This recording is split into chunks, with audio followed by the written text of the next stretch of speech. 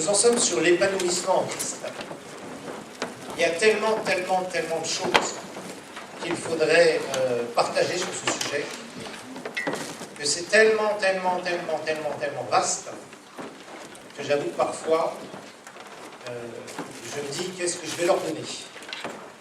C'est pour ça que, exceptionnellement, par exemple, hier, je n'ai pas fait un enseignement que j'ai l'habitude de faire, c'est-à-dire avec beaucoup de versets bibliques, etc., parce que j'avais tellement de choses à vous dire en même temps que j'ai essayé de vous bombarder avec le plus de vérité possible. Voilà, c'est un peu ce que j'ai fait hier. Ce n'est pas de mon habitude. D'habitude, je prends mon canevas, j'ai avec tous mes versets bibliques, et là, ce n'était pas le cas. Alors, ce matin, on va partager sur l'épanouissement, et on va parler des finances, mais on va commencer par revoir notre texte, 3 Jean 2. 3 Jean 2. Bien-aimé, je souhaite que tu prospères à tous égards et que tu sois en bonne santé, comme prospère l'état de ton âme. Donc, nous avons parlé d'un certain nombre de choses. Je vous ai montré que quand on est sauvé, c'est notre esprit qui est recréé, mais notre personnalité n'est pas recréée. Je vous ai montré pourquoi, sinon on deviendrait des gens asociaux, on ne reconnaîtrait plus personne, etc., etc. Et c'est pour ça que Dieu ne va pas recréer notre âme. Par contre, dans notre âme, il va y avoir beaucoup de travail à faire. Je vous rappelle que le pire pour un chrétien, c'est d'avoir ce sentiment d'inutilité. Ça, il faut vous en débarrasser, franchement. Apprenez à être utile pour le royaume de Dieu. Mettez-vous à disposition de Dieu et pour se mettre à disposition du Seigneur, mettez-vous à la disposition du pasteur. Parce que c'est lui qui est le serviteur de Dieu. C'est lui qui vous donnera les instructions. Et faites ce qu'il vous dit de faire. Non pas à votre façon, mais à sa façon. Je vous ai montré que vous ne pourrez pas vous épanouir en dehors de l'église locale. Ça, je le sais, je l'ai vu. J'ai vu des gens pousser en dehors des églises locales. Il y a même des mouvements aujourd'hui qui disent que l'église, c'est à la maison. Ou c'est sur Internet. Les églises sur Internet, ce ne sont pas des églises. Ça, c'est vraiment des terreurs. Je vous rappelle que le média est bon en tant que complément dans certains domaines, dans l'enseignement. Mais pas pour l'Église. Je suis désolé de le dire. N'adhérez jamais à ces stupidités-là, qui ne sont que des modes qui vous amèneront à vous écarter de la vérité. Dieu a prévu des hommes. Les ministères, ce sont des hommes, ce ne sont pas des sites Internet. D'accord? Je suis président des ministères Enseigne-moi. Nous avons un beau site qui est enseigne-moi.com. Nous allons faire une télé internationale, mais je préviens toujours les gens. Je leur dis à l'avance, nous ne sommes pas les remplaçants de votre pasteur. Je suis un fervent défenseur de l'église locale et j'y serai jusqu'à mon dernier souffle sur cette terre. L'église est indispensable. Maintenant, les gens se plaignent souvent de leurs pasteurs et de leurs églises. Et sachez une chose, c'est comme des gens qui se plaignent de leur nation. Quand dans la nation, ça ne va pas. Mais la nation, qui fait une nation? Est-ce que ce sont les arbres? Est-ce que ce sont les montagnes et les lacs? Non, ce sont les habitants. Ok? C'est la même chose pour l'église. Si chaque personne s'épanouit en Christ, et l'église est épanouie. C'est très clair. Donc il faut trouver le chemin de pouvoir s'épanouir dans le Seigneur. De la maturité en Christ. Donc il va falloir, ça va nous demander bien sûr d'être prêt au changement. Sans être prêt au changement, vous ne pourrez rien dans votre vie. Désirer changer, c'est une bonne chose. Non, Seigneur, si ça ne marche pas, c'est ma responsabilité. Je vous ai montré que pour s'épanouir aussi, il faut apprendre à prendre ses responsabilités.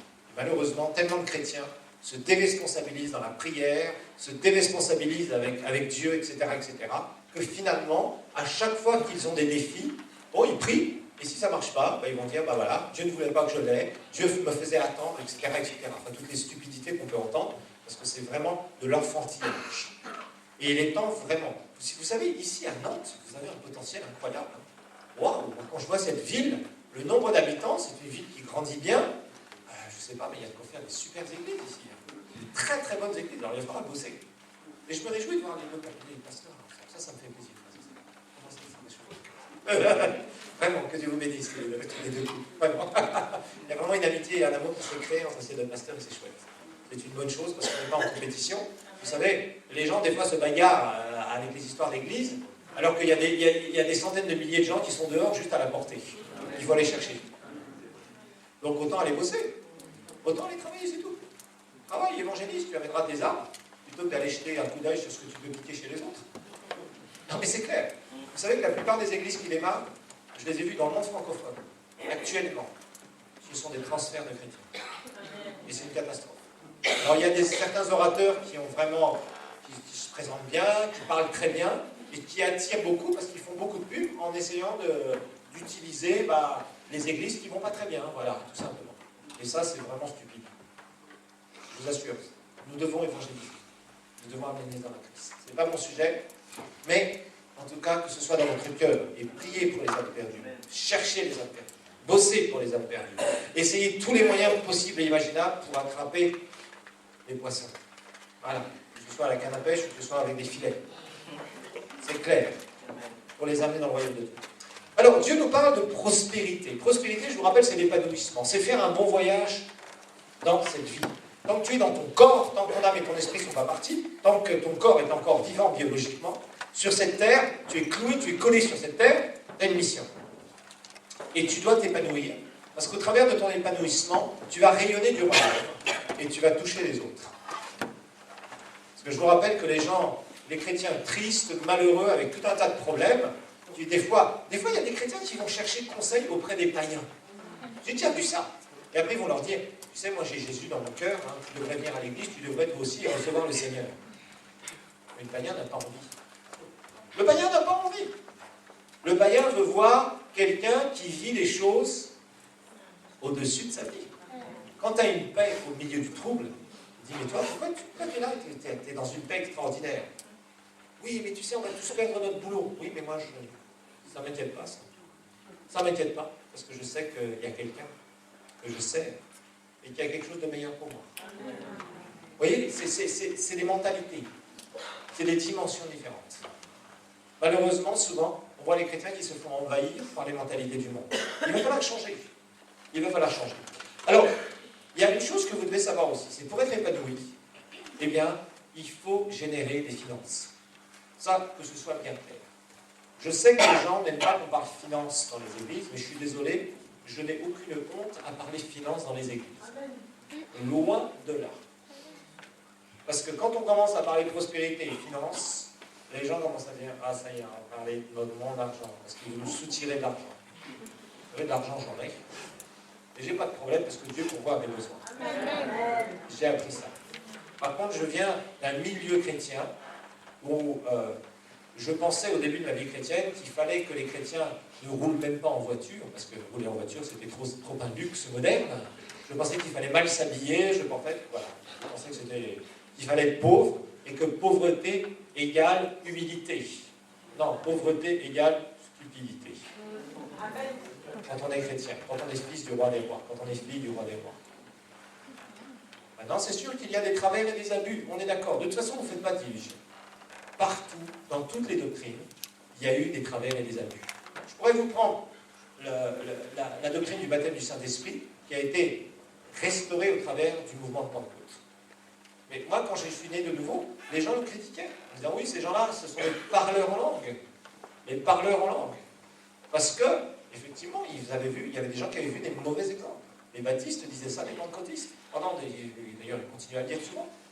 Pourquoi? Parce qu'ils voyaient chez certaines personnes des mauvais exemples. Mais ils ne prenaient pas les bons exemples. Donc, quand vous voyez quelque chose qui est prêché, qui est enseigné, il faut prendre le meilleur, c'est tout. Retenez ce qui est bon, c'est tout. Ça doit être une règle générale dans votre vie. N'ayez pas peur quand il y a un enseignement que vous ne connaissez pas. Par contre, retenez ce qui est bon. Et dites toujours au Seigneur, moi Seigneur, si ça vient de toi, je le veux dans ma vie. Ça doit être votre attitude. Si vous avez ce genre d'attitude, vous allez avancer dans le Seigneur. Maintenant, si vous êtes là, non, moi je ne connais pas, ah, puis il y a un tel qui m'a dit ceci, ah, il y a un tel qui m'a dit cela, voilà, tu vas te fermer. C'est vrai pour l'onction, c'est vrai pour les finances, c'est vrai pour quel que soit le domaine, c'est vrai pour le leadership. Bien sûr, il y a des abus dans tous les domaines, on est d'accord. Parce que de toute façon, vous savez, c'est comme une route de montagne. De chaque côté de la route de montagne, il y a un précipice. Le tout, c'est de ne pas tomber dedans. Le tout, c'est de rester au milieu. Dans chaque doctrine, c'est comme ça. Alors, Dieu a un plan pour nos finances. Ça, c'est quelque chose qu'il faut découvrir. Les finances intéressent Dieu. Et je vais vous montrer pourquoi. Et je vais vous montrer qu'il est très important que le corps de Christ prospère. Financièrement. Je dois le dire, je l'ai déjà dit précédemment, je dois le remarquer. Les chrétiens sont en bas du panier dans les finances. Ça veut dire que les païens sont souvent beaucoup plus riches que les chrétiens. Et ça, c'est pas normal. Ce n'est absolument pas normal. Il y a beaucoup de chrétiens qui dépendent des systèmes sociaux. Je suis désolé. Excusez-moi de le dire, moi je suis cru. On m'aime ou on me haït. C'est pas grave. Si vous me haïssez après, je n'ai pas de souci. Je vous aimerai quand même. Mais c'est une honte pour un chrétien de dépendre des systèmes sociaux, c'est ça.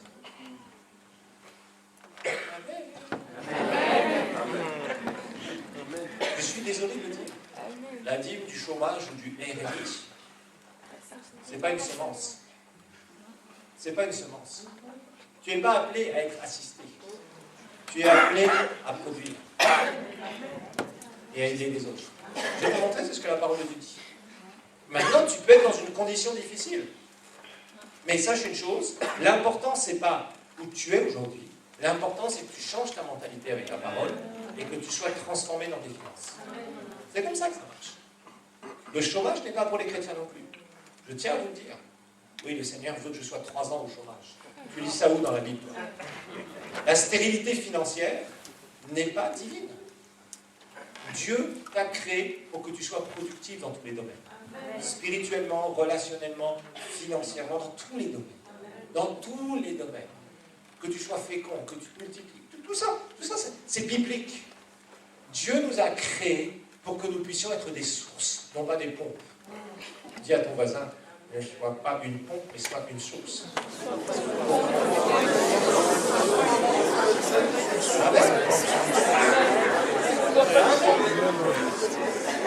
Apprends à être une source.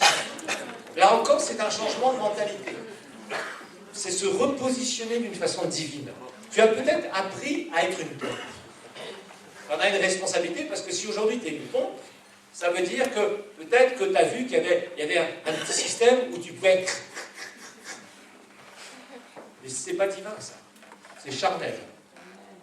Et sache une chose, être assisté par les autres, ne pas être indépendant n'est pas biblique. Tu dois avoir ton chez-toi. Tu dois être indépendant. Tu dois vouloir produire et être une bénédiction pour les autres parce qu'on verra que c'est biblique.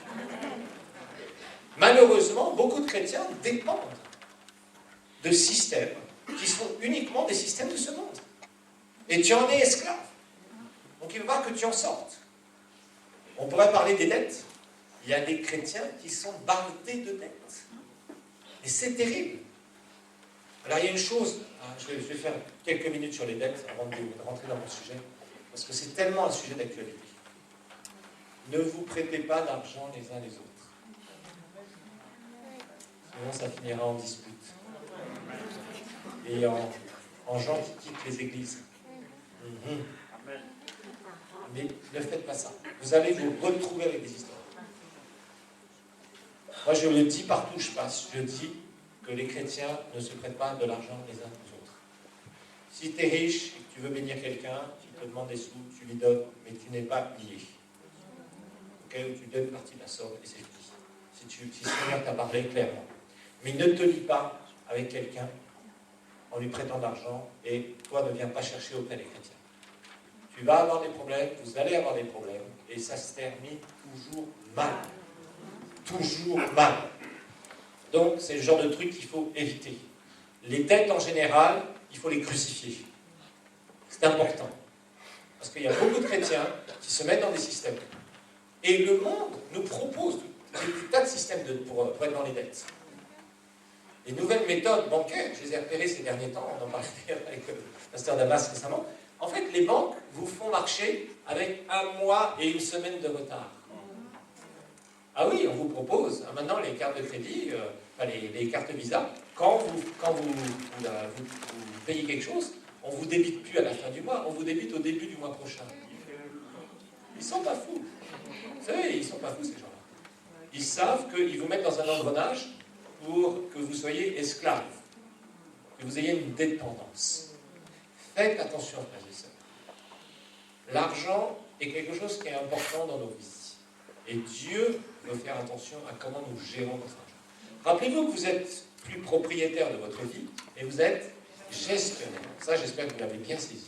C'est très important. Donc, un gestionnaire, ce qu'on lui demande, c'est d'être un bon gestionnaire fidèle, qui sache mener sa barque. Et très souvent, malheureusement, les chrétiens sont des mauvais gestionnaires. Ils ont des gros problèmes avec la gestion. Et particulièrement, la gestion, ça peut être la gestion de ton corps, ça peut être la gestion de ta vie spirituelle, mais c'est aussi la gestion de tes relations. Mais aussi, c'est la gestion de tes finances. Et tous, on a une relation avec l'argent. Il y a quelqu'un ici qui ne dépense pas d'argent, qui vit d'amour et d'eau fraîche. Il y a des anges parmi nous. Non, soyons clairs. Tous, nous dépensons de l'argent. Et tous, nous sommes supposés gagner de l'argent. Donc, obligatoirement, l'argent fait partie de nos vies. Ce n'est pas un grand secret, ce n'est pas une grande révélation que je vous donne. C'est simplement une constatation. Et nous avons tous une relation avec l'argent. Soyons bien clairs. La façon dont tu vas voir l'argent va être absolument déterminante pour ton épanouissement ou pas. Je dis bien la façon où tu vois l'argent. Et souvent, c'est une difficulté que nous devons affronter dans nos vies. Une mentalité. Si vous voulez vous épanouir, il faut acquérir la mentalité du royaume. Et dans le domaine des finances, il faut l'acquérir aussi. Il faut absolument l'acquérir. Parce qu'il y a des choses que Dieu veut faire dans nos vies. Mais d'abord, il faut que nous comprenions comment Dieu pense à propos de l'argent. Qu'est-ce que Dieu pense à propos des finances? Mais nous avons tous une relation avec l'argent. Chacun d'entre nous, nous avons une relation qui peut être bonne ou qui peut être mauvaise. Tout dépend comment tu vois les choses. L'argent doit être vu par les chrétiens comme un instrument pour le royaume. Et ça, c'est une mentalité. Tu dois comprendre que ce que tu produis doit être en premier lieu un instrument pour le royaume de Dieu. Ça, c'est une mentalité à acquérir. Et Dieu veut que tu produises beaucoup de sous. Pourquoi? Parce qu'il veut que tu puisses l'utiliser abondamment comme un instrument pour le royaume. Vous savez, quand nous parlons du royaume de Dieu, j'aime beaucoup cette vision de Daniel, Daniel 2, on va la regarder un peu. Parce que quand on parle finance, nous devons parler priorité. Je ne parle pas que l'argent est une priorité, je parle que la façon dont tu vas avoir tes finances, ça, tu dois mettre les priorités divines par rapport aux finances, dans la façon dont tu vas gagner et dépenser ton argent. Dans Daniel chapitre 2, Daniel va recevoir cette statue. Cette statue, donc, que Nabuchodonosor va voir. Et Daniel va avoir l'immense grâce de voir la même chose que Nabuchodonosor. Rappelez-vous que Nabuchodonosor, c'était le roi qui avait détruit Jérusalem et qui avait déporté une partie du peuple d'Israël. Environ au 6e siècle avant Jésus-Christ. Alors, il va avoir une grande statue, et il va voir que cette statue a 4 royaumes. Bon, je ne vais pas faire un cours sur l'eschatologie, c'est-à-dire sur la fin des temps. Il y a des choses ultra intéressantes là-dessus, mais ce n'est pas mon objectif. Là, ce qui va m'intéresser, c'est ce que Daniel va expliquer sur un 5e royaume. Bon, on va lire un petit peu verset 32, Daniel 2. La tête de cette statue était d'or pur, la poitrine et les bras étaient d'argent, son ventre et ses cuisses étaient de bronze, ses jambes de fer, ses pieds en partie de fer et en partie d'argile. Tu regardais, lorsqu'une pierre se détacha sans le secours d'aucune main, frappa les pieds de fer et d'argile de la statue et les réduisit en poussière. Alors le fer, l'argile, le bronze, l'argent et l'or furent pulvérisés ensemble et devinrent comme la balle qui s'échappe du nerf en été. Le vent les emporta, et nulle trace ne fut trouvée. Mais la pierre qui avait frappé la statue devint une grande montagne et remplit toute la terre. Alors en fait, Daniel, dans cette statue, va recevoir la révélation sur les systèmes de ce monde, à propos des rois qui se succèdent, les systèmes politiques de ce monde. L'idée de la statue ici, bien sûr, c'est 4 royaumes, ça Ça va commencer par les Babyloniens, les Mèdes et les Perses, les Grecs, puis l'Empire romain. Daniel ne verra pas la coupure de l'Église, c'est-à-dire la dispensation de l'Église, c'est un autre sujet, mais il va voir en fait que la grande statue représente les systèmes de ce monde. Et cette statue, qu'est-ce qu'elle devient? Elle s'écroule. Ok? Et les systèmes de ce monde sont détruits. Les systèmes de ce monde, c'est quoi? Les systèmes de ce monde ont 3 volets. Politique, économique et sociaux. Ce sont les 3 volets des systèmes de ce monde. Il faut bien comprendre. Il faut que vous appreniez de temps en temps à vous reculer et à avoir l'image globale de ce que Dieu veut faire dans l'éternité. Parce que trop souvent, les chrétiens vivent au jour le jour, avec leurs petits problèmes, leurs machins, leurs bidules, et ils n'ont pas du tout la perspective de l'éternité. Et ça, c'est dommage. Tu dois vivre, pour être épanoui en Christ, tu dois vivre chaque jour avec toujours la dimension de l'éternité. Ça, c'est un grand secret de la vie chrétienne. Tu dois vivre chaque jour qui passe avec toujours la dimension de l'impact de l'éternité. Quand tu vis comme cela, franchement, il y a quelque chose qui va se produire en toi. Il va y avoir une motivation que tu vas avoir pour le Seigneur, pour ta vie sur la terre. Parce que vous savez, comme moi, il y a des doctrines très différentes. Il y en a qui disent, oh, de toute façon, notre vie sur la terre, c'est pas grave, de toute façon, c'est fini, le jour où on va mourir, le ciel nous attend, et au ciel, tout sera bien. Sur la terre, les gars, on va essayer de s'en arranger, quoi. Jour après jour, souffrance, maladie, problèmes, que des histoires, etc., etc. Pauvres de nous, petits chrétiens. Voilà, ça c'est une sorte de doctrine que vous pouvez avoir. Puis il y a les autres doctrines où on commence à enseigner tout pour aujourd'hui. Nous sommes des rois, nous sommes des princes, nous sommes, tu es, il est, vous êtes.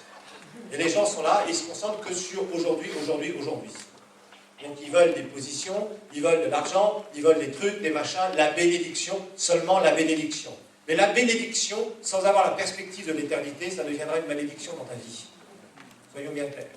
C'est d'ailleurs pour ça que quand il y a eu des enseignements sur la prospérité à partir des années 80, il y a eu une opposition de beaucoup de gens parce qu'ils ont vu des gens prospérer financièrement et après s'écarter du Seigneur. Pourquoi? Parce que la bénédiction sans le caractère, ça deviendra vraiment une malédiction dans ta vie. Ça, soyons bien clairs. Abraham était très riche, en or, en argent, en troupeaux. Et Abraham avait le caractère pour soutenir, pour contenir sa bénédiction. C'est la même chose quand des gens sont loin de Dieu puissamment et qui n'ont pas le caractère de Dieu. Ils sont comme ça, ils montent, et paf, ils pètent, et ils tombent. Ils sont quelques années dans le ministère, et après ils dégagent. Et on a vu ces gens-là. On les a vus. C'est la même chose quand vous avez des gens, par exemple, qui dirigent la louange, d'un seul coup, ils veulent faire des CD, des DVD, des clipaillons. Et ils en mettent partout, parce qu'ils veulent se montrer. Et puis certains, comme les Macomas, vous avez entendu parler des Macomas au Congo? Ils ont très mal tourné. Hein. Eh oui. Mais pourtant, c'était des gens, ces filles ultra talentueuses. Qu'est-ce qui les a rattrapés? Le monde. Le don était tout là-haut, mais le caractère était en bas. La bénédiction sans le caractère, c'est une catastrophe. C'est pour ça que personnellement, je ne prêche pas la bénédiction sans accompagner cela avec le caractère, les traits de caractère qui vont avec la bénédiction. Parce que sinon, ça devient une malédiction pour les gens, ça devient un contre-témoignage, et les gens se retrouvent par terre. Et alors, on va vous raconter plein de choses. On va dire, oui, vous voyez, alors que ces gens-là qui prêchaient tel enseignement, on ne veut même pas en parler. Je pense que vous avez entendu, et ça grince peut-être dans vos oreilles, où les gens appellent l'évangile de la prospérité. La connotation négative. Je suis désolé, il y a un merveilleux message financier dans la parole de Dieu. Et je sais de quoi je parle. Je vis depuis plus de 15 ans dans le 5e pays le plus pauvre du monde. Et nous avons vu des situations financières être transformées. Et ce n'est pas là-dessus seulement que nous les appliquons. C'est vrai que j'enseigne mon peuple régulièrement, 15 minutes, 20 minutes, tous les dimanches sur les finances. Avant les dîmes et les offrandes. Tous les dimanches. Et Dieu me donne souvent, très souvent, des paroles de connaissance en plein moment où je suis en train d'enseigner, où je suis en train de prier pour les gens. Très très souvent. Le Seigneur me donne quelque chose de spécial de la part de son esprit pour des gens. Très souvent. Dieu, il y a une grande bénédiction financière qui attend le corps de Christ. Il faut que les gens soient enseignés correctement là-dessus. Malheureusement, soit les gens sont complètement à côté de la plaque, les chrétiens vivent dans des situations extrêmement difficiles, ou alors ils essaient, on leur présente des petits trucs là, qui soi-disant donnez 1000 euros et demain vous aurez 10 000, et ils se retrouvent frustrés. Certains font même des crédits pour donner les 1000 euros ce jour-là, et après ils ne font que payer leur crédit. Et ça c'est de l'arnaque, on est bien d'accord. Soyons bien clairs. Mais vous voyez, parce qu'il y a des mauvais exemples, alors on va mettre une croix là-dessus. Et croyez-moi, le diable est très content. Parce que je vais vous dire une chose. L'argent a une puissance. Regardez autour de vous. L'argent a une puissance.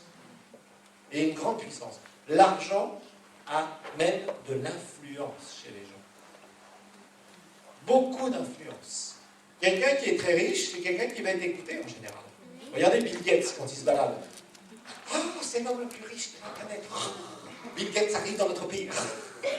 Il est même reçu par des présidents. Pourquoi? Parce qu'il c'était un programmeur qui a commencé dans son sous-sol et qu'il a bricolé quelques trucs. Non, c'est parce qu'on sait que Bill Gates est l'homme le plus riche du monde. Même si des fois il a perdu sa position, il l'a retrouvé. L'argent a une puissance, frères et sœurs. Les gens qui ont de l'argent, on leur donne la parole. Les gens qui n'ont pas d'argent, on les laisse manifester dans les rues, et s'ils manifestent trop fort, on leur tape dessus. Donc vous préférez de quel côté? Vous faire cogner sur la tête? Ou au contraire, avec quelqu'un qu'on va chercher en disant, mais vous avez réussi dans tel et tel domaine, expliquez-nous pourquoi.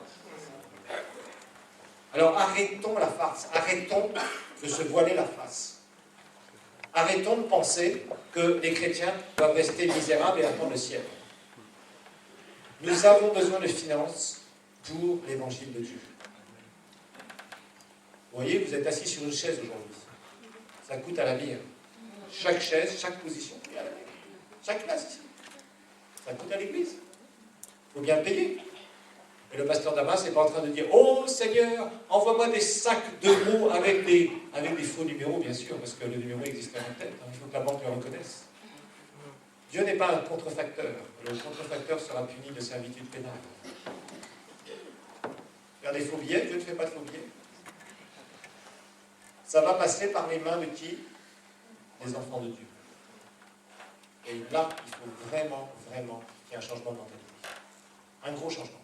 Alors, Daniel reçoit la vision de cette petite pierre qui vient frapper les pieds de cette statue et qui fait écrouler un petit truc insignifiant, une petite pierre insignifiante. Sauf que cette petite pierre insignifiante, Daniel va en recevoir l'explication. Parce que vous ne pourrez jamais comprendre le message financier de la parole de Dieu sans comprendre le royaume. Le royaume de Dieu.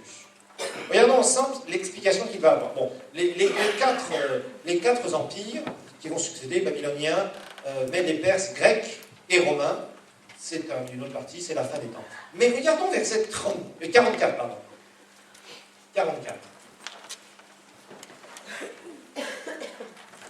C'est là où Daniel va recevoir la révélation de ce 5e royaume. Dans le temps de ces rois, nous savons que c'est dans le temps de l'Empire romain, bien sûr, le Dieu des cieux suscitera un royaume qui ne sera jamais détruit. Et ce royaume ne passera pas sous la domination d'un autre peuple, comme les royaumes de ce monde, où les gens se renversent. Quand nous étudions l'histoire des peuples, nous voyons qu'il y avait tel roi qui était là, ou telle personne qui a pris le pouvoir, ou tel dictateur, etc., et puis après il était renversé par un tel, etc. C'est ce qui fait l'histoire des nations, tristement d'ailleurs. Satan aime bien le désordre. Il ne passera pas sous la domination d'un autre peuple. Il pulvérisera, regardez bien, et anéantira tous ces royaumes-là, et lui-même subsistera éternellement. Ainsi tu as vu la pierre se détacher de la montagne sans secours d'aucune main, et elle pulvérisera le fer, le bronze, l'argile, l'argent et l'or, Le grand Dieu a fait connaître au roi ce qui doit arriver dans la suite. Le rêve est véritable et son explication digne de confiance. Donc Dieu nous montre ici que ce royaume, bien sûr, cette petite pierre, c'est Jésus, qui va faire écrouler tous les systèmes de ce monde. Ça, les systèmes de ce monde vont s'écrouler le jour où Jésus viendra régner pour le millénaire. Okay. Ça, c'est l'eschatologie. Et après, pour l'éternité. C'est un autre sujet. Mais ce que je veux vous montrer ici, c'est qu'il faut comprendre que le message financier que Dieu a pour nous, c'est pour financer quoi? Son royaume. Dieu veut que tu prospères financièrement.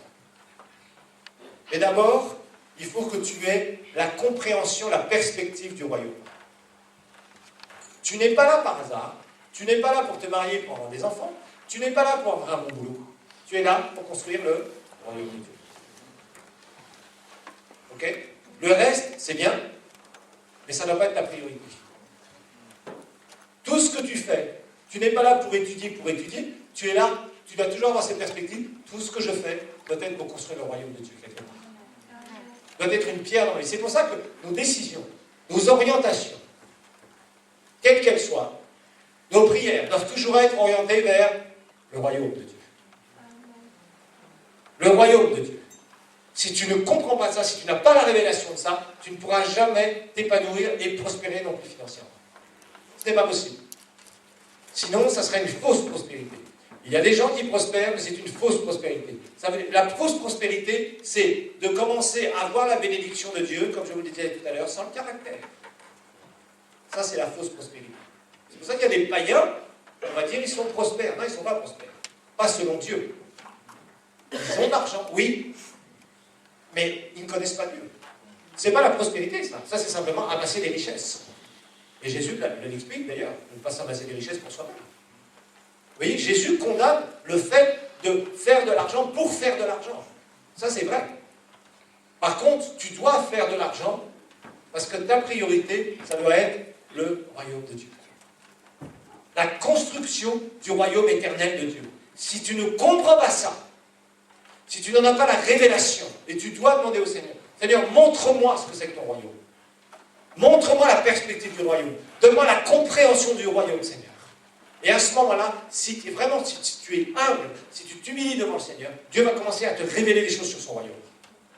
Et tu vas commencer à comprendre ta destinée par rapport à ça. Tu vas arrêter de te dire, oui, mais finalement, bof, moi j'ai mon petit truc, j'ai mes petits problèmes, mes petits machins. Les chrétiens égoïstes ne sont jamais épanouis parce qu'ils tournent autour de leurs petits problèmes. Tant que tu ne te défocaliseras pas de ton nombril, excuse-moi l'expression, tu ne pourras jamais t'épanouir en Christ. Tant que tu es focalisé sur toi-même. Il y a des gens qui veulent prospérer parce qu'ils veulent s'acheter des belles bagnoles, des belles maisons, des beaux machins, des beaux trucs. Ce n'est pas l'issue de la prospérité divine. Ça sera ce qu'on appelle en anglais le byproduct, c'est-à-dire le produit dérivé. Si tu es très prospère, que tu finances grandement le royaume de Dieu, tu t'achèteras ce que tu veux, peu importe, mais tu ne seras pas attaché à la BMW, machin truc, X84, c'est ça, ou 89, ou quoi que ce soit, ta dernière version. Pour toi, ce sera juste un instrument.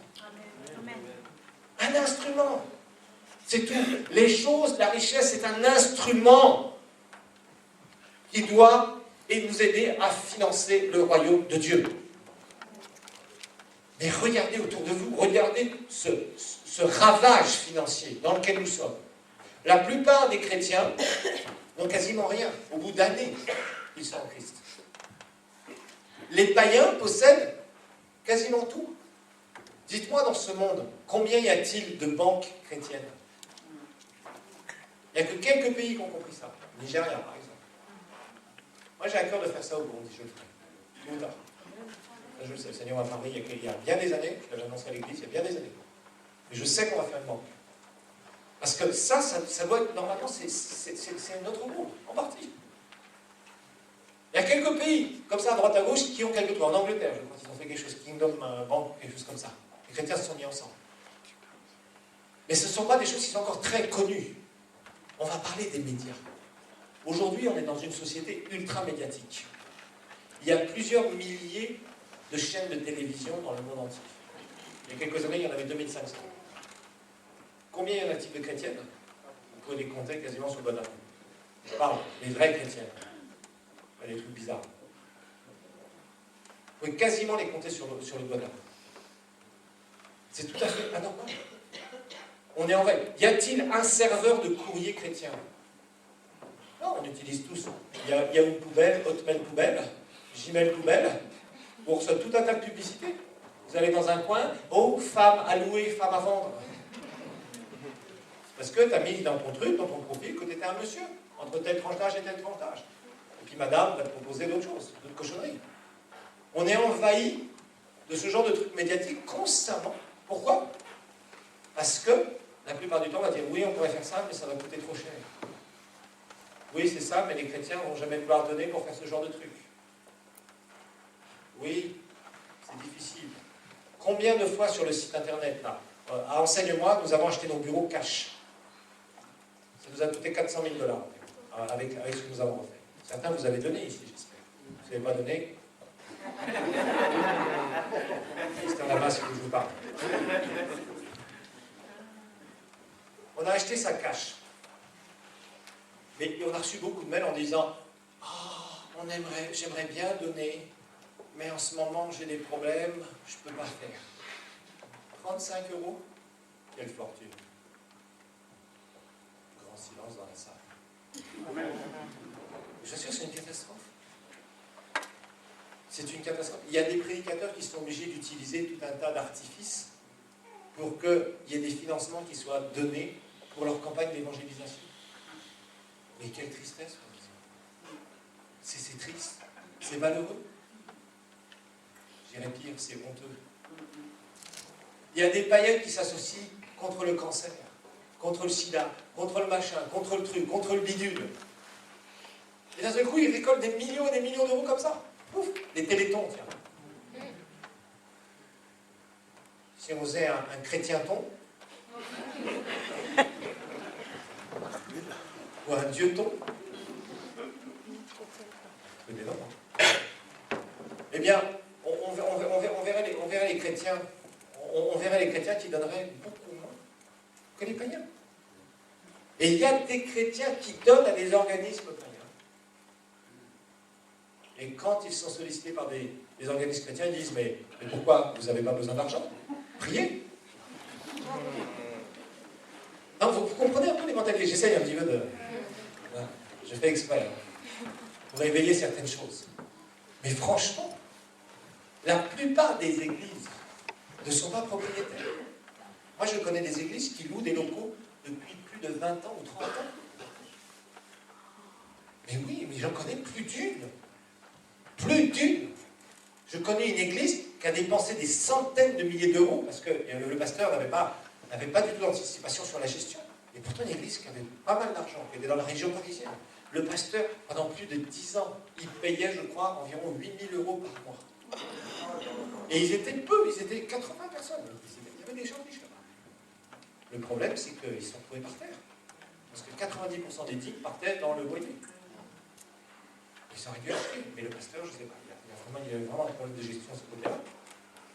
Il n'a pas compris. Mais la plupart des églises ne sont pas propriétaires pendant 20 ou 30 ans. La plupart des églises. Ça doit nous parler, ça. Et j'en connais plus d'une.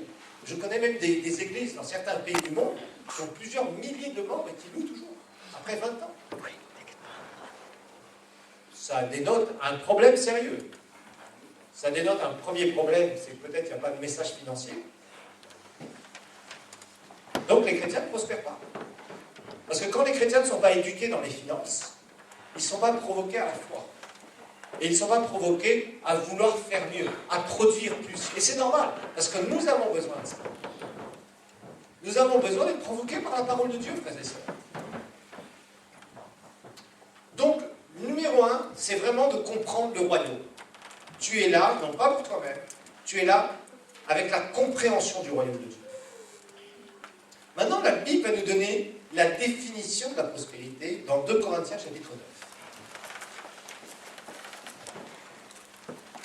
Comment Dieu veut que nous soyons prospères et pourquoi. Et comment ça marche. Nos finances intéressent Dieu. La vie spirituelle propre intéresse Dieu, mais pas seulement. La vie relationnelle intéresse Dieu. La vie financière intéresse Dieu. Parce que toi, quand tu as des problèmes financiers, tu vas voir Dieu. Seigneur, tu vois. Seigneur, j'ai pas. Seigneur, il me manque ceci. Seigneur, il me manque cela. Le monde possède énormément de propriétés. Les chrétiens possèdent très peu de propriétés. Les églises, très peu de propriétés. Les chrétiens possèdent très peu de médias. Et ça, c'est pas normal. Alors je crois que dans le monde francophone, nous sommes les champions du monde de la lanterne rouge.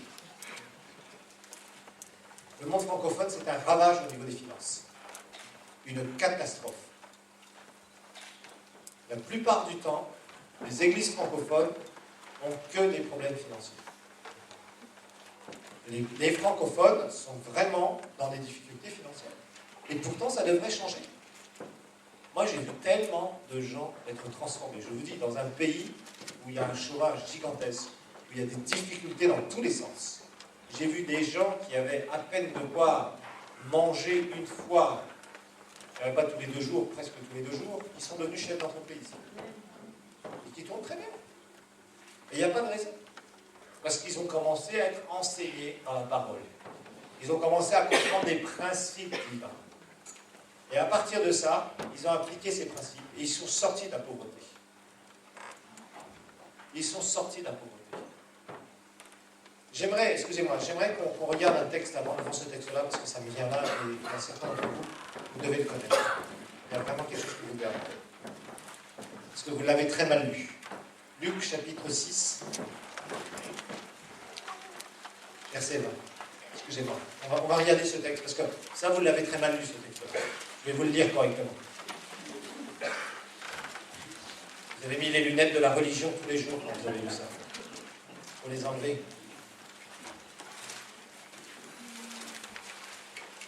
C'est terrible, c'est vraiment, je vous assure, dans les mentalités financières des francophones, je crois que là-dedans, c'est pas de la reprogrammation, il faut jeter le disque dur. C'est terrible. Non, mais c'est terrible, c'est terrible.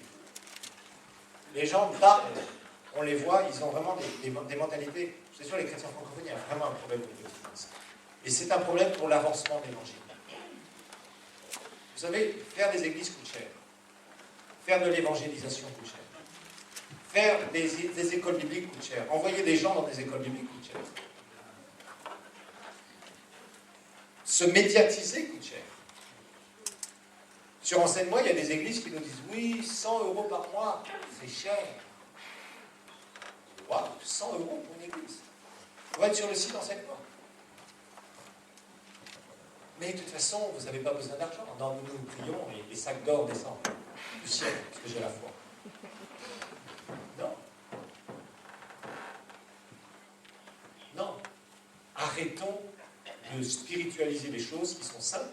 Par contre, je vais vous montrer un principe ici, très simple. Dans Luc 6, 20. Allez, on va lire Luc 6, 20 avec les lunettes de la religion. Alors il, c'est Jésus, leva les yeux sur ses disciples. Et il dit, « Heureux parce que vous êtes pauvres, car le royaume de Dieu est à vous. » Ah, ben oui, Jésus est d'accord. La pauvreté, c'est ce qu'il veut, non? C'est ce que Jésus dit ici, non? Non, pas tout à fait. Alors nous allons lire ça maintenant avec l'interprétation correcte. Alors, vous voyez ici, il est dit, alors Jésus, levant les yeux sur ses disciples, dit, « Heureux, vous. » Il n'a pas dit, « Heureux, nous. » Non, vous n'avez pas compris. Jésus n'a pas dit « Heureux, nous, les pauvres. » Quelle est la différence entre vous et nous? Non, là, vous êtes toujours pas pris. On reprend la leçon. Jésus a dit « Heureux, vous. » Il n'a pas dit « Heureux, nous. » Ça va un peu mieux, mais vous n'avez toujours pas compris. Jésus a dit « Heureux, vous. » Il n'a pas dit « Non. » Non, ce n'est pas les chrétiens. Oui. Non, c'est Jésus qui parle. Vous n'avez toujours pas compris. On reprend. Jésus s'adresse à une foule. Je m'adresse à vous. si je vous dis heureux, vous les pauvres? Et si je vous dis heureux, nous les pauvres, quelle est la différence? Là, je ne m'inclus pas. Vous savez qu'il y a des grosses doctrines qui disent que Jésus était pauvre. Mais c'est bizarre parce que là, Jésus ne dit pas heureux nous. Vous n'avez jamais remarqué ça, hein? Jésus ne dit pas nous. Parce que Jésus ne s'est jamais vu pauvre. Comment est-ce que le propriétaire des cieux et de la terre aurait pu dire heureux nous les pauvres? Oui, mais Jésus est né dans une mangeoire. Oui, il est né dans une mangeoire, c'est parce qu'il n'y avait pas de place à l'hôtel. Et la première fois que, quand Jésus est né, il y a des gens qui sont venus le voir. Ce n'étaient pas les petits pauvres de l'abbé Pierre. Pas du tout. Ce n'étaient pas les petits pauvres de l'abbé Pierre qui sont venus voir Jésus. C'était qui? Des rois. Qu'est-ce qu'ils ont amené? Ils n'ont pas amené des feuilles mortes de châtaignier. Ils ont amené quoi? De l'or. De l'or. Ils ont amené de l'or. Waouh! Et ils ont amené des trucs très précieux. Le navire, etc. C'était des choses très précieuses de l'époque. Et je pense personnellement que c'est avec ça que les parents de Jésus ont vécu en Égypte. Parce qu'ils ont vécu pas mal d'années en Égypte. Et vous savez, quand vous êtes réfugié quelque part, il vous faut des sous. Ah, vous n'avez pas pensé. Voilà. Non, vous commencez à découvrir que, bon. Alors, dans Luc chapitre 8 aussi. Attendez, bien, on va revenir à Luc 6. Là, voilà, parce que, je vous dis, là, ça va cogner dans les têtes. Là, je sens déjà ça. Boum, boum, boum. Alors, chapitre 8, verset 1 à 3. Ensuite, Jésus allait de ville en ville et de village en village. Il prêchait et annonçait la bonne nouvelle du royaume de Dieu. Les 12 étaient avec lui. Et quelques femmes qui avaient été guéries d'esprits mauvais et de maladies. Marie, appelée Madeleine, de qui étaient sortis 7 démons. Et Jeanne, femme de Chouza, intendant d'Hérode. Pas mal. Roi Hérode, l'intendant du roi Hérode.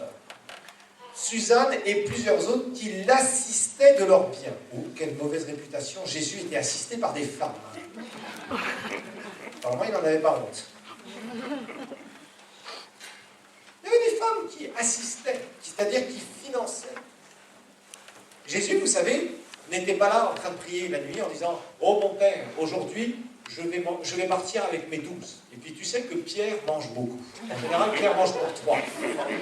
Donc 12, ça fait 13, ça fait 14, plus moi, ça fait 15. Tu sais, Père, ça me coûte cher tout ça. Comment je vais faire aujourd'hui? Est-ce que Jésus s'est plaint une seule fois? Est-ce que les disciples ont dormi une seule fois à la Belle Étoile? Vous savez, faire manger 13 personnes tous les jours, 2 repas avec des gros mangeurs. Je vous dis, Pierre devait être un bon mangeur.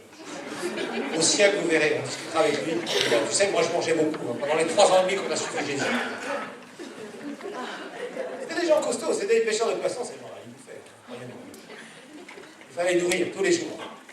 Imaginez-vous, Jésus a dû pourvoir 365 fois 3 ans et 3 et demi. Ça fait, disons, 1000 et quelques repas, 1000 et quelques jours, multiplié par 2 repas plus un petit déjeuner, ça fait pas mal, ça. Hein. Ça fait 2000 repas, plus 1000 petits déjeuners, c'est pas mal, ça, non? Multiplié par 13, ça fait 13 000. Fois 2, 26 000 repas. Il devait avoir une banque alimentaire. Jesus, banque alimentaire. Non, apparemment, non. Vous avez jamais remarqué ça? Pendant 3 ans et demi, il avait une équipe de gros mangeurs. Pendant 3 ans et demi, il a fallu les nourrir, les loger et les former. Oui, absolument. Il a bien fallu quelque chose, non? Jésus n'était pas pauvre du tout. Jésus n'a jamais installé un quartier général parce qu'il savait qu'il allait partir. Et qu'il voulait que ses disciples ne restent pas à Jérusalem, mais qu'ils partent. Luc 6, 20, on revient. Heureux vous, les pauvres. Ah,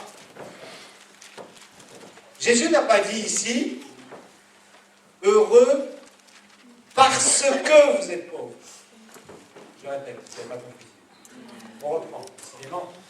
Les lunettes de la religion sont fortes chez vous. Enlevez-les, s'il vous plaît. Heureux nous, je ne m'inclus, heureux vous, je ne m'inclus pas, je ne s'inclus pas. Jésus n'est pas bon. Mais Jésus ne dit pas heureux parce que vous êtes pauvres. Jésus ne dit pas ça. Il dit heureux vous les pauvres. Il va rajouter quelque chose après. Il va rajouter un car, un peu plus loin. Parce que, car. C'est un peu plus loin, ça veut dire, il explique pourquoi. Mais souvent, les gens lisent « heureux parce que vous êtes pauvre hein. ». La pauvreté n'a jamais rendu quelqu'un heureux. Hein, avoir le ventre vide et faire un jeûne et prière forcée, ça n'a jamais rendu les gens très heureux. Il y a des gens qui jeûnent parce qu'ils jeûnent, ils se paraissent très spirituels, mais en fait, c'est pas qu'ils sont très spirituels, ils jeûnent et ils prient parce qu'ils n'ont rien d'autre à faire et qu'ils n'ont rien à manger. Et ça ne rend pas très heureux, ça. Certains, peut-être que vous avez souffert de ça quelques années, et vous savez de quoi je veux parler. La pauvreté n'a jamais rendu heureux. Avoir faim, ça ne rend pas heureux. Ah Seigneur, je suis heureux, j'ai faim. Alléluia. Oh, mes enfants étaient virés de l'école. Oh, gloire à Dieu. Alléluia. Oh, mon banquier m'appelle, ils vont me saisir tous mes biens. Alléluia. Que Dieu est grand. Non, arrêtons la farce. Être pauvre n'a jamais rendu heureux un être humain. Parce que Dieu n'a jamais créé quelqu'un de pauvre. La pauvreté est la conséquence de quoi? La chute. Comme la mort spirituelle, comme la maladie. Ce sont des conséquences de la chute d'Adam et Ève, frères et sœurs. Et quand vous lisez d'ailleurs la bénédiction divine dans la loi de Moïse, dans Deutéronome 28, vous verrez que Dieu, quand il disait que son peuple allait être béni, il y avait un côté financier très sérieux. Abraham a été béni par Dieu, et il y avait un côté financier, il y avait le côté spirituel. Il y avait le côté physique où ils ont pu avoir Isaac, mais il y avait le côté financier aussi. Côté financier. Dieu bénit dans les finances. Et Dieu veut bénir dans les finances de chaque chrétien. C'est le message de la parole de Dieu, c'est très clair. Donc heureux, vous, non pas nous, pas moi Jésus, je ne me mets pas dans le lot, qui êtes pauvre. Pourquoi? Regardez bien la suite. Car, là il dit pourquoi. La pauvreté, il ne dit pas que la pauvreté est une condition de bonheur pour l'homme. Pas du tout. C'est pas du tout. Car le royaume de Dieu est à vous. Ça veut dire quoi? Bon, ça veut dire qu'au ciel, ça va, on sera plus pauvre. Ah, merci Seigneur. Non, c'est pas ça que Dieu veut dire. Dieu veut simplement exprimer que, ici, le Seigneur dit simplement, car le royaume de Dieu est à vous. Ça veut dire que vous allez avoir les lois du royaume de Dieu qui vont vous permettre de sortir de cette condition. C'est ça que ça veut dire. Vous allez avoir les lois du royaume de Dieu. C'est pour ça que vous êtes heureux. Vous êtes heureux parce que le royaume de Dieu vous appartient et qu'au travers des lois du royaume de Dieu, vous allez pouvoir expérimenter la bénédiction. Parce que vous ne serez plus sous la malédiction du péché. C'est tout. C'est ça que Jésus exprime ici. Mais la plupart des chrétiens disent non, Dieu a dit que. Jésus a dit qu'il faut qu'on soit pauvre, comme lui d'ailleurs. Non, Jésus n'a jamais été pauvre, il ne s'est jamais mis dans le lot des pauvres. Donc, il y a des lois. Regardons ensemble maintenant 2 Corinthiens 9. On revient. Vous savez, sur les finances, il y a des heures et des heures et des heures et des heures à donner. Donc, j'essaye de vous donner un peu de nourriture à droite et à gauche. 2 Corinthiens, chapitre 9, verset 6. Il y a des lois spirituelles du royaume de Dieu qui nous permettent de sortir de la condition du manque et ou de la pauvreté. Je vous le dis, vous ici en France, vous n'êtes pas stimulé à la fois au niveau des finances, parce que vous vous dites, de toute façon, si je perds mon job, je vais aller pointer. Et c'est une catastrophe. Vous savez, le système en France a été fait entièrement pour sortir Dieu des vies. C'est tout. Donc tout ce qui est assistance, Dieu n'est pas un Dieu d'assistance. Je suis désolé. Dieu est un Dieu de productivité. Et ça, c'est une mentalité qu'il faut changer, je vous assure. Si tu es encore sous des assistances, tu dois te révolter contre ça. Tu dois dire, moi Seigneur, je veux me débarrasser de ça le plus vite de ma vie. Parce que ce n'est pas ta parole.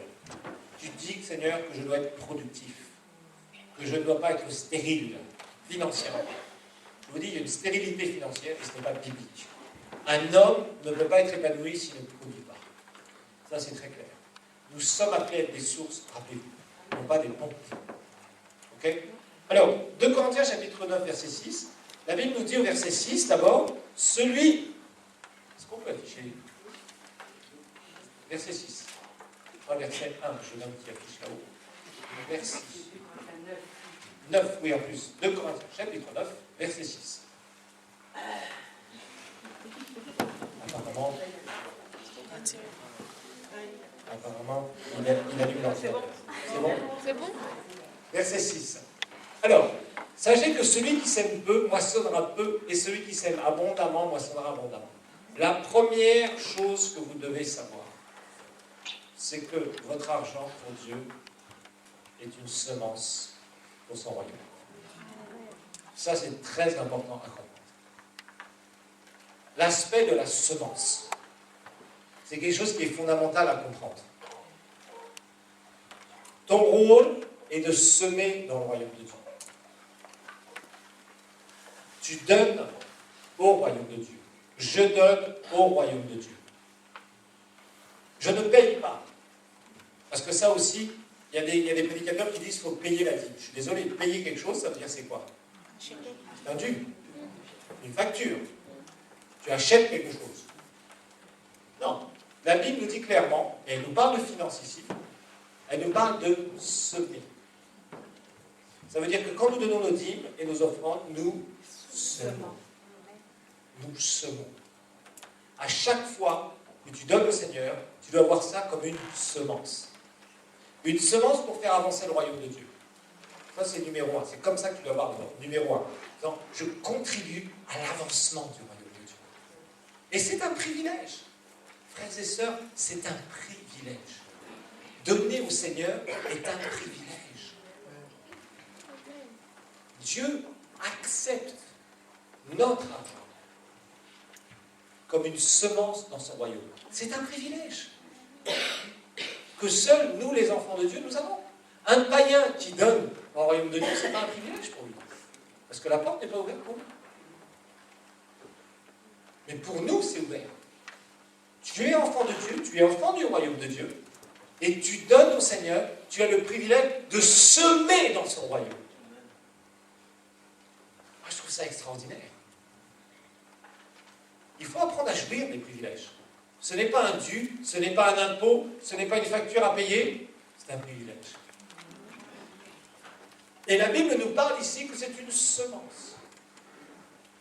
Et une semence, comme toute semence, se reproduit selon son espèce. C'est pas compliqué. C'est ce que Genèse nous dit. On ne va pas regarder le texte, mais vous le connaissez tous. Dieu a mis dans chaque fruit, dans chaque semence, il a mis dans tout ce qui pousse, en tout cas, une semence qui va se reproduire quoi? Selon son espèce. Si tu veux prospérer financièrement, et que tu as la perspective du royaume, il va que tu apprennes à quoi? Et la Bible dit que tu vas récolter en quoi? En proportion de tes semences. Ça, c'est biblique. Tu vas récolter en proportion de tes semences. C'est ce que la Bible dit ici. Celui qui sème peu, moissonnera peu. La Bible nous parle d'une semence, mais nous parle aussi d'une moisson, d'une récolte. Ça, il faut être très clair là-dessus. La Bible nous parle d'une récolte. La Bible nous dit que si nous faisons ça dans les conditions divines, que nous nous mettons dans les conditions divines, nous pouvons nous attendre à voir le résultat divin. Le problème, c'est que beaucoup de chrétiens font des choses, ils font des choses à leur manière, avec leurs attitudes, et donc d'une manière humaine, et ils veulent des résultats divins. Non, si tu veux des résultats divins dans ta vie, il faut que tu fasses les choses d'une façon divine. Ok? Donc ça c'est super important de le comprendre. Donc semer. Quand nous donnons au Seigneur, nous semons. Et nous pouvons récolter, nous devons récolter. Dieu nous parle au verset 7 de l'attitude. Il y aurait beaucoup de choses à dire sur la semence et la récolte. Je ne peux pas passer trop de temps. Je vais finir le texte et après clôturer. Que chacun donne comme il a résolu en son cœur, sans tristesse ni contrainte, car Dieu aime celui qui donne avec joie. Et ça, c'est quelque chose que tu dois expérimenter. Si pour toi, donner ta dîme est un effort gigantesque de radinisme, mon frère, ma soeur ne donne pas. Ne donne pas la même. Tu n'as rien compris. Tu dois voir cela. Et des fois, il y a des chrétiens, on leur a donné, pour eux, c'est leur arracher la moitié du cœur. C'est être obligé d'arracher un billet qu'il a trouvé au fond de sa poche. C'est une très mauvaise attitude. Tu dois comprendre que Dieu t'aime, Dieu veut s'occuper de toi, mais Dieu a aussi des exigences.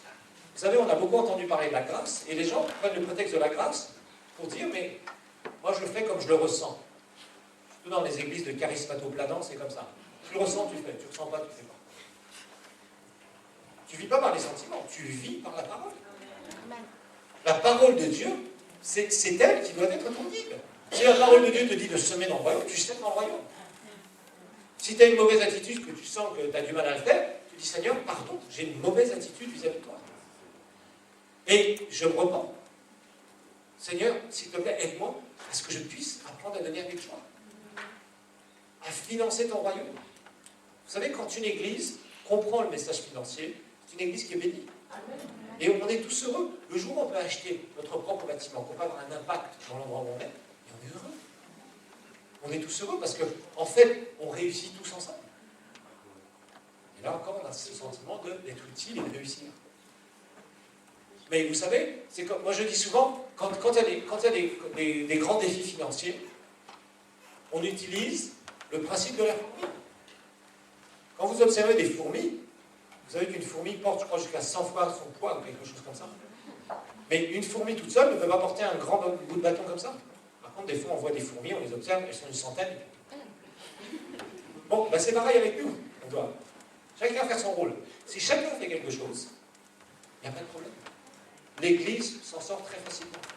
Très, très facilement.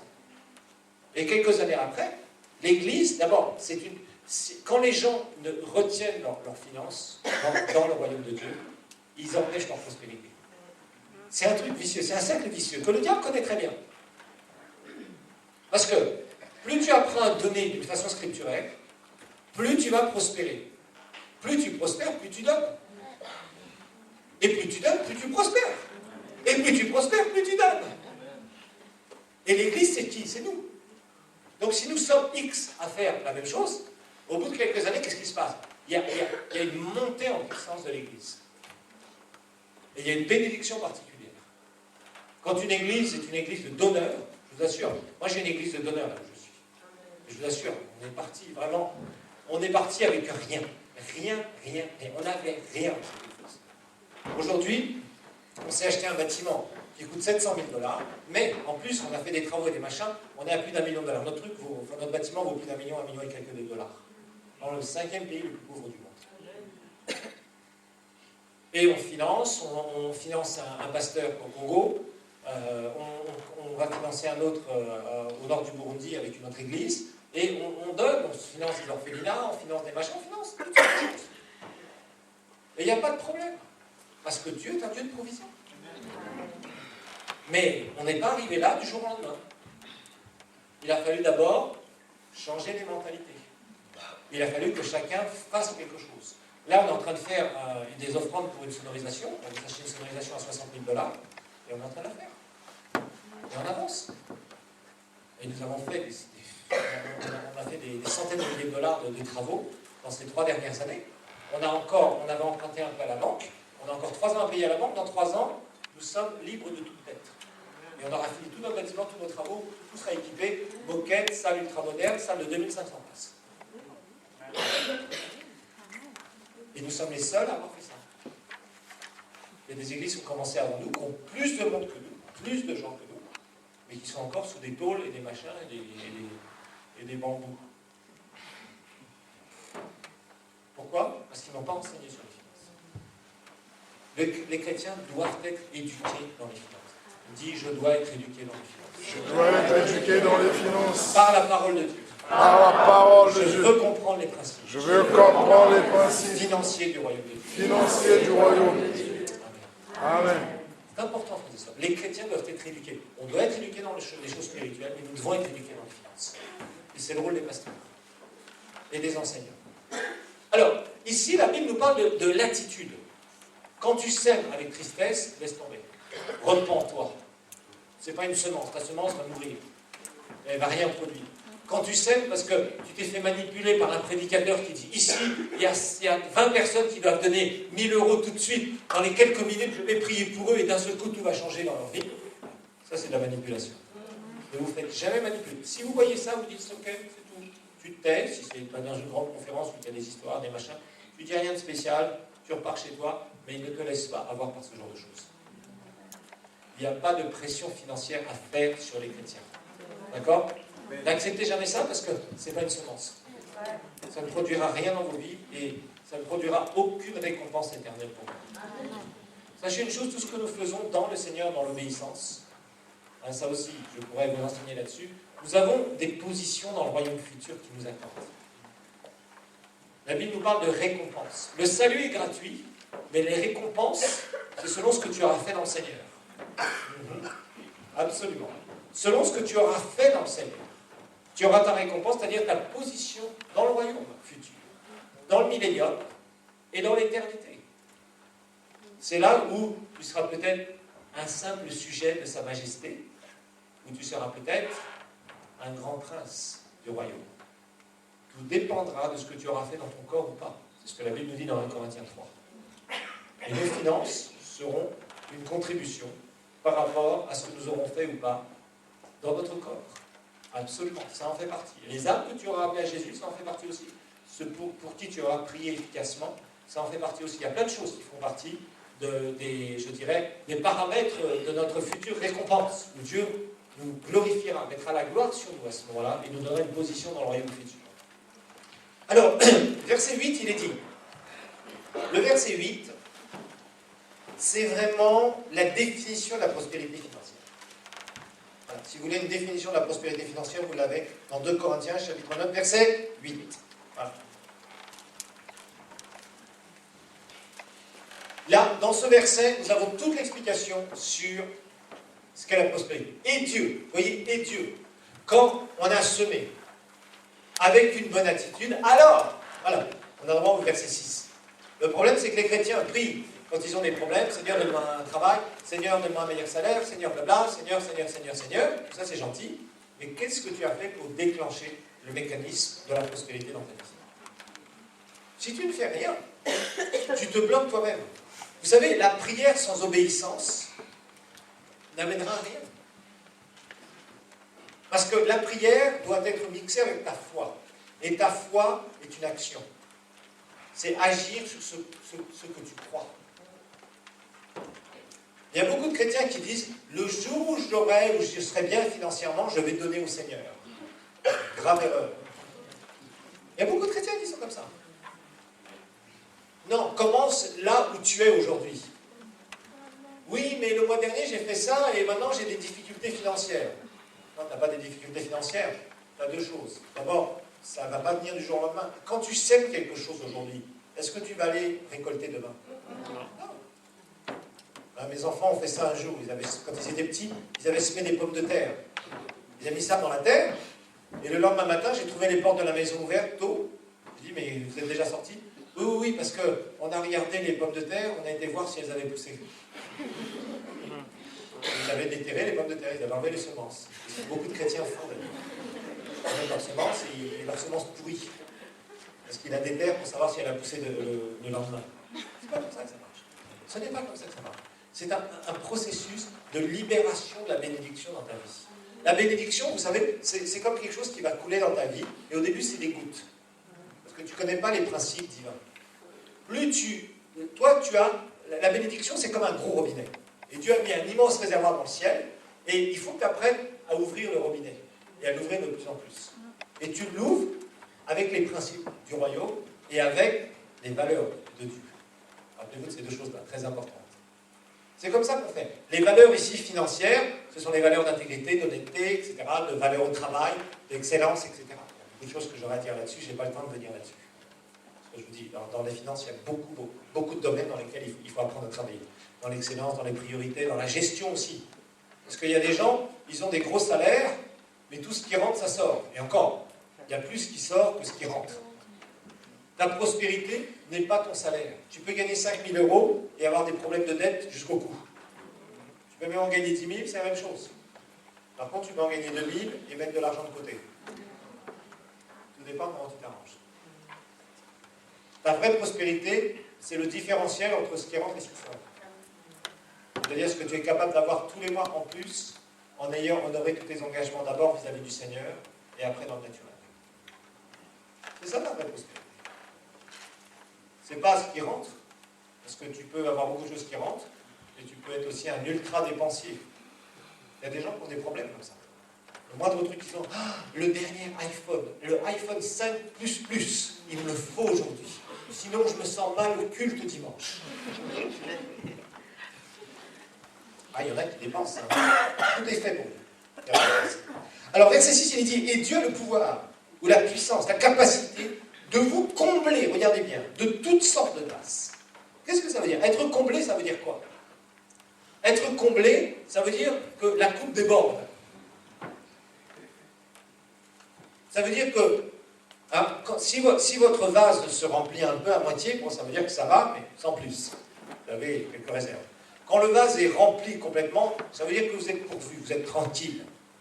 Il n'y a rien qui vous pose un problème. Vous pouvez même vous faire plaisir, sans problème, vous pouvez sortir un peu, vous donnez bien votre dîme, vous donnez des offrandes, etc. Ça va, vous êtes bien, vous êtes cool, ça va, tout se passe bien. Mais être comblé, ça veut dire que ça déborde. Il y en a partout, ça vient à droite, ça vient à gauche, etc., etc., etc., etc. Ça, c'est être comblé. Et très peu des chrétiens arrivent dans ce domaine-là financier. La plupart arrivent à joindre à peine les deux bouts. Mais joindre à peine les deux bouts, ça montre que tu n'es pas prospère. Ça montre que tu n'as pas une capacité de mettre de l'argent de côté. Il y a très peu de chrétiens qui épargnent. On va parler d'épargner aussi. Il y a très peu de chrétiens qui planifient des choses financières. Il y a très peu de chrétiens qui créent des sources diverses financières. La plupart des chrétiens vivent à partir de leur salaire. Ne vis pas à partir de ton salaire, c'est une catastrophe. Peut-être au début de ta vie, quand tu commences dans la vie professionnelle. Mais au bout de 20, 30 ans où tu as travaillé, si tu ne vis que de ton salaire, c'est que tu t'es mal débrouillé. Et il y a beaucoup de chrétiens qui vivent comme ça. Pourquoi? Parce qu'ils n'ont pas su quoi faire avec les principes financiers. Les meilleurs moyens de s'en sortir financièrement, c'est de créer diverses sources. Moi, j'enseigne beaucoup ça.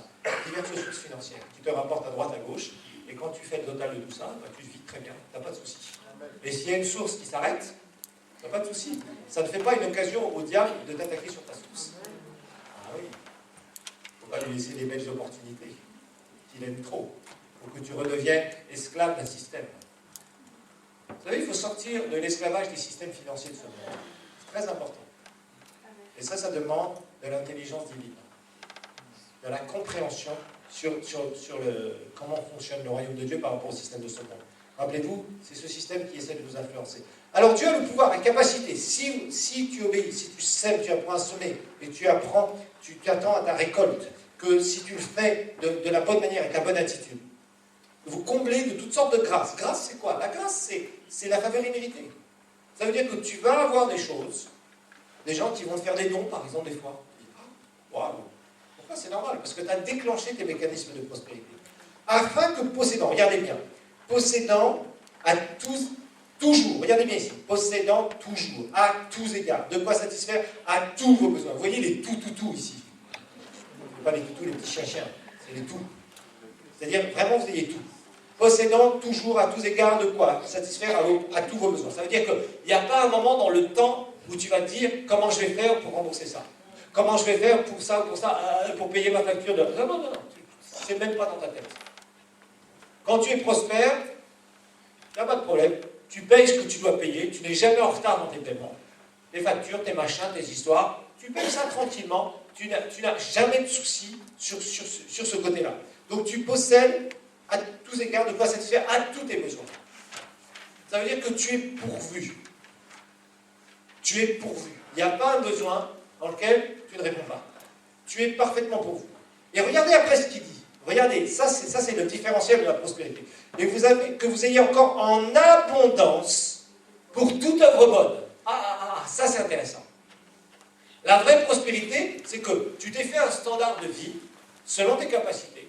Tu peux être extrêmement élevé ou moyennement élevé. Tout dépend comment tu vois ta vie. Il y a des gens, pour eux, dire, bon ben voilà, je peux m'acheter une belle bagnole, ça va. Maintenant, il y a des gens qui disent, non, moi je veux la dernière des dernières, la plus belle, la plus chère. Ok, s'il a les moyens. Les chrétiens, il n'y a pas de problème. Si tu as des moyens, tu as les moyens. Gloire à Dieu. Tant mieux pour toi. Maintenant, tout dépend de ton standard de vie. L'important, c'est que tu n'en fasses pas un orgueil personnel. On soit bien d'accord. Parce que ça, c'est important aussi. Il y a des gens, au bout d'un moment, ça devient des crâneurs. Grave. Alors, La Bible nous dit ici, vous ayez encore en abondance. Pas un petit peu. En abondance pour toute bonne œuvre. La vraie prospérité te permet d'avoir la capacité à libérer des finances supplémentaires. Ça veut dire que tu deviens, comme le disait Dieu à Abraham, une source de bénédiction. Quand tu n'es pas prospère financièrement, tu ne peux pas être une source de bénédiction financière pour les autres. Tu ne peux pas avoir cette capacité d'aider les autres. Tu dis, ah c'est vrai, dans l'église, le pasteur a dit qu'on avait besoin de ça, on va faire une offrande spéciale. Oh, j'aurais trop aimé donner, mais bon. Mais, je l'ai pas. Ça veut dire que tu n'es pas prospère. Ça veut dire que tu as un problème, c'est que finalement, dans tes finances, tu es bloqué. Bon, ça va, tu arrives à payer à peu près tes factures, tu arrives à t'en sortir à peu près quand tu fais un peu gaffe, mais il n'y a rien en plus. Et ça, ce n'est pas la volonté de Dieu. La volonté de Dieu, c'est que nous ayons bien au-delà. Ce qui nous permet de prendre dans notre poche et de dire, tiens, le Seigneur m'a montré que je devais bénir telle personne, je la bénis. Tiens, je dois donner à telle œuvre, pouf, je le fais. Et tu sèmes. Et tu es en train d'amasser quoi? Des trésors dans le ciel. Le problème, c'est que le diable veut que nous soyons bloqués avec ça. Le jour où il y a des offrandes pour acheter un bâtiment, parce que vous savez, un des plus gros défis de l'église locale, c'est d'acheter son bâtiment. Quand je fais le cours sur les finances du ministère, j'explique clairement que le plus grand défi qui va être dans l'histoire d'une église locale, c'est d'acheter un bâtiment. C'est ce qui coûte le plus cher. Et ça va être un sacrifice, entre guillemets, pour les chrétiens. Et si les chrétiens ne sont pas prospères, ça ne pourra pas se faire. Et vous savez, le banquier, lui, avec les églises, il ne marche pas par la foi. Ça, je peux vous le garantir. Mais il marche par la méfiance. Il a peur des églises. Parce qu'il se dit, si ces gens-là, la moitié de l'église s'en va, les revenus, pouf, vont tomber, et qu'est-ce qu'on va faire avec leur truc? C'est pour ça que nous avons besoin de comprendre les plans financiers. Donc, pour toute bonne œuvre. Alors, je vais clôturer juste avec les derniers versets. La Bible nous dit, versets 10 et verset 11, verset 10 et verset 11, la Bible nous dit, on va l'afficher, merci, celui qui fournira de la semence au semeur. Donc Dieu nous fournit, nous semons, nous récoltons et nous avons cette semence. Du pain pour sa nourriture, vous fournira et vous multipliera. Regardez bien cette expression-ci, multipliera la semence. Il y a une attente qu'il doit y avoir dans ton cœur au niveau de la foi, c'est de voir tes finances se multiplier, tes sources se multiplier, des opportunités. Dieu peut te faire rencontrer n'importe qui pour ton business. Il n'y a pas de problème, il n'y a pas de problème. Dieu n'est pas limité. Les rendez-vous divins, ça existe. Mais la faveur de Dieu, ça se déclenche. Ça ne se passe pas par hasard. Et ça ne se passe pas dans la prière si tu veux seulement prier, si tu ne veux pas obéir au Seigneur. Ça, c'est le problème des gens. Ils veulent prier, mais ils ne veulent pas obéir au Seigneur. Et il y a un temps où tu dois marcher dans la foi. Et tu sèmes d'une façon particulière. Et Dieu, d'un seul coup, va t'amener ce qu'il te faut, les bonnes personnes. Et ça va se multiplier. Et il augmentera les fruits de votre justice. Les fruits de votre justice, c'est quoi? Les fruits, c'est ce que vous amassez pour l'éternité. C'est ce qui déterminera votre récompense, votre position dans le royaume futur. Millénium et l'éternité. Verset 11. Vous serez de la sorte enrichis. Vous voyez bien? Vous serez de la sorte enrichis. C'est bien la volonté de Dieu. On soit enrichi, il n'y a pas de problème. À tous égards, pour toute espèce de libéralité. Ça veut dire que vous serez capable de donner. Vous avez cette capacité, vous avez la mentalité de Dieu. Et comme vous avez la mentalité de Dieu, vous dites de toute façon, je suis largement prospère, et je sais que cette prospérité, la priorité, ce n'est pas pour moi, c'est pour le royaume de Dieu. Donc, libéralité, ça veut dire, je suis capable de donner, quand j'ai envie de donner, sans pression, à l'œuvre de Dieu, à peut-être des frères et sœurs qui sont en difficulté, pour les aider. Et par d'autres moyens, feront offrir à Dieu des actions de grâce. C'est-à-dire que, évidemment, il y a de la louange. Quand il y a des finances qui sont données, et que l'Église est pourvue, ou que des frères et sœurs disent vraiment j'avais prié, et je ne savais pas, je ne parle pas de gens qui prient dans des groupes de prière. Oh Seigneur, parle à mon frère Jacques qui est ici dans notre assemblée, Seigneur, pour qu'il me donne 500 € dont j'ai absolument besoin. Ça s'appelle la prière de manipulation. C'est pas la foi. C'est vraiment des trucs qu'on entend parfois malheureusement dans certains milieux. C'est vraiment une catastrophe. Et c'est essayer d'utiliser la prière pour essayer de récupérer de l'argent. Non. Il y a un message financier, un beau message financier dans la parole de Dieu. Et il faut que vous appreniez, frères et sœurs. L'argent va avec Dieu, il n'y a pas de problème. Il n'y a pas de souci. Dieu veut agir dans le domaine financier. Encore faut-il que nous puissions comprendre les priorités de son royaume. D'apprendre aussi à l'œuvre, d'apprendre à avoir la foi. Et là aussi, il y a pas mal de choses que je peux vous enseigner sur la foi. Mais je vais clôturer par ça, je vais passer le micro au pasteur Damas.